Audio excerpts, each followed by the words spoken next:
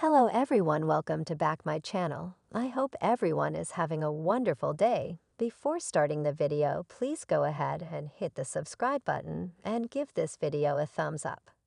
Esther is at Crimson Lights, dropping Nick and Summer's order off at their table. She can see they need their caffeine, and they tell her she's the best. Esther admits she's been distracted from pecan pie muffins by her worries about Sharon. The boss hasn't been responding to her calls, and that's not like her. Nick claims she's just off at a spa. I hope she's enjoying herself, Esther says, snippily. After she walks off, Chance arrives and announces there is no trace of Phyllis. Her car is at the athletic club, and there's no record of her getting a ride. Nick fills him in on the call that Phyllis made to Summer and wonders if she could really be off on a business road trip. Summer doubts this since her mom would have taken Daniel along with her. She wouldn't have gone from harassing him about work to taking off without a phone call. The cop gets a call confirming there is no record of Sharon checking into any spas in Sedona. When they debate whether Sharon would take off or lie about it, Summer reminds her dad that she just did that a few weeks ago. Nick says she was drugged at the time. His daughter speculates something could have triggered her, but he's not convinced. She suggests Sharon could just be trying to avoid him. He doesn't buy that either. They discuss how worried Sharon was in summer, tells her dad what a great father he is. Nick doesn't know where to look for answers, but he's 99.9% sure that whatever is happening is not good. Daniel and Billy are sure something is wrong. Daniel arrives at Billy's place and explains that he hasn't received any response from his mother. He and Nick didn't want to worry him yesterday, but it doesn't make sense that his mom would take off on some mystery trip and give Summer a strange call. There's something off about this whole thing. This leaves a lot of questions. The abbot explains that Phyllis was constantly calling him while he was in Paris. It makes no sense that she would vanish when he started calling back. Daniel points out that Sharon is also gone. They disappeared around the same time. They both believe it's more than cosmic coincidence that two women who hate each other would vanish at the same time, and then call in at the same time on burner phones. This all seems like some revenge plan. Phyllis insisted to both of them that she'd moved on from that, and they believe her. But if it isn't revenge, what is happening? They can't imagine Sharon and Phyllis hugging this out. Billy suggests the women could have been taken together. Whoever did it likely had no idea what they were letting themselves in for, and will soon be begging for their captives to be taken away. Jordan and Ian were the only people crazy enough to pull something like this, and they're both dead. Summer calls her brother. She explains she's with her dad and Chance at Crimson Lights, and she's sure he'll want to hear what the cop has to say.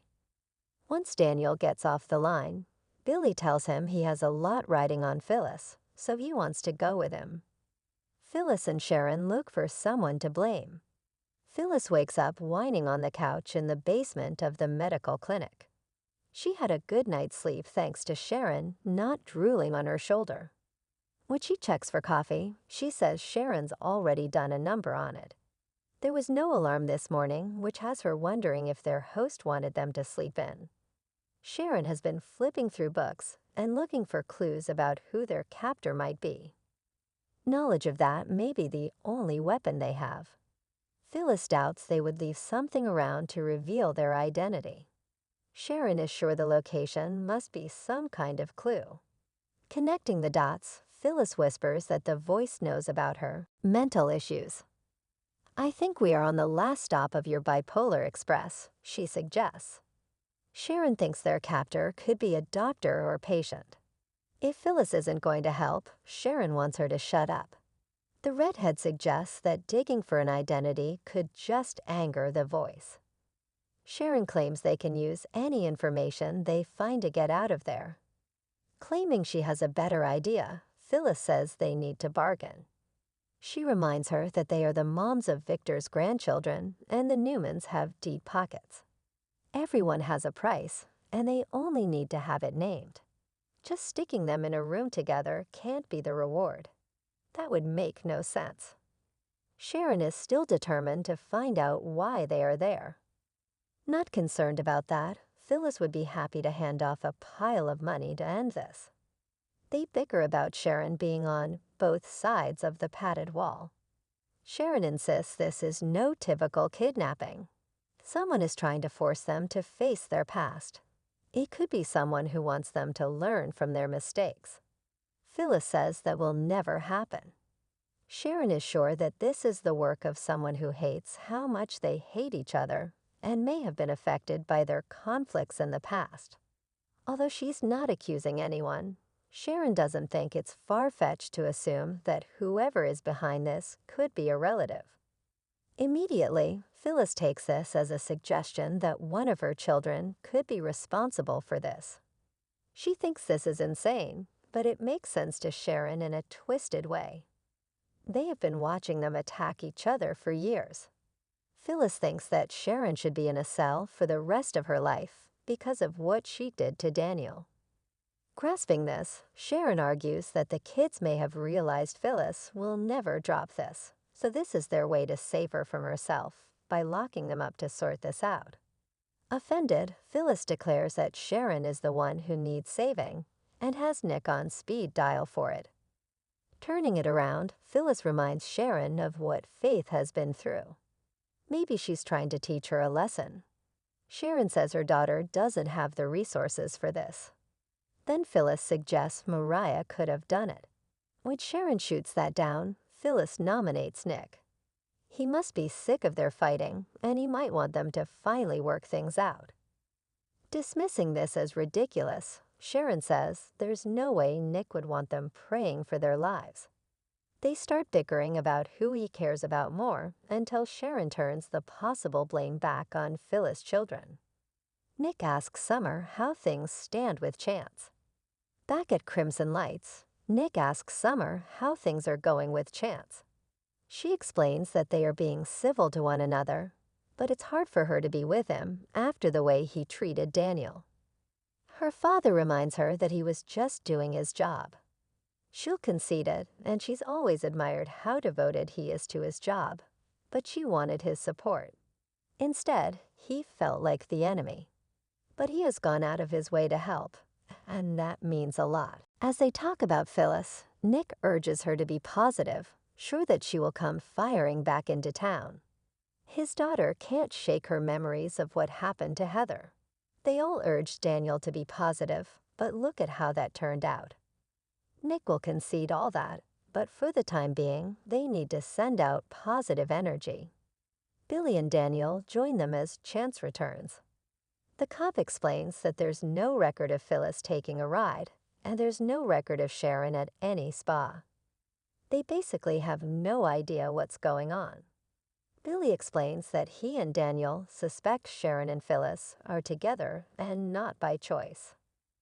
They can't imagine who would want to go after both of them.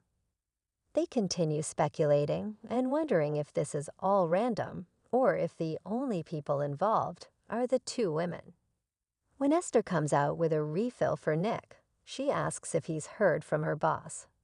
She has an important appointment to have her coffee grounds read. Sharon was supposed to cover for her. He assures her she will get there, and she runs off to check with the other employees to see if they can cover. Chance gets a call and walks off. Again, Nick urges his daughter to keep up the positive energy. Chance returns and explains Sharon's car was found in the parking lot at work. He asks them for the numbers of the burner phones to see if they can track a general location. This is starting to sound like an official investigation to Daniel. Back in the basement, screaming she's had enough, Phyllis leaps up and threatens to take the gloves off. Pointing her fingers at Sharon, she tells her this is all her fault. Screaming back, Sharon admits she went too far. Phyllis accuses her of constantly tearing her family apart and then begging for forgiveness. Everyone else lets her off the hook, and she's tired of it. We cannot let this turn into a war, Sharon insists, suggesting they are playing into their captor's hands.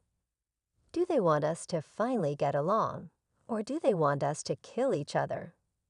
Phyllis asks. She'd like to know because she's at the end of her rope. Yelling at the intercom, she declares she's ready to fight until only one of them is alive. Shaking her head, Phyllis doesn't know what she's capable of, but she doesn't want to be trapped in a room with a woman she despises. All she wants to know is what the end game could be. Grabbing a chair, she explains she's going to smash a window and scream until someone hears her.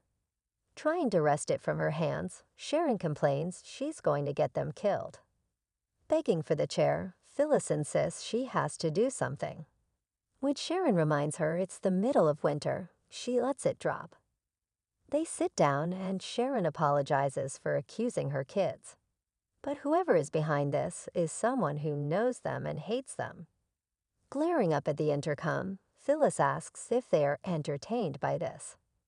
"I'm not here to be entertained," explains the voice. The game is the only thing that matters, and it's time to continue. What is worth everything but costs nothing? The voice prompts. The women look at each other. Thanks for watching this video, and please subscribe our Update World 24 YouTube channel for more update news.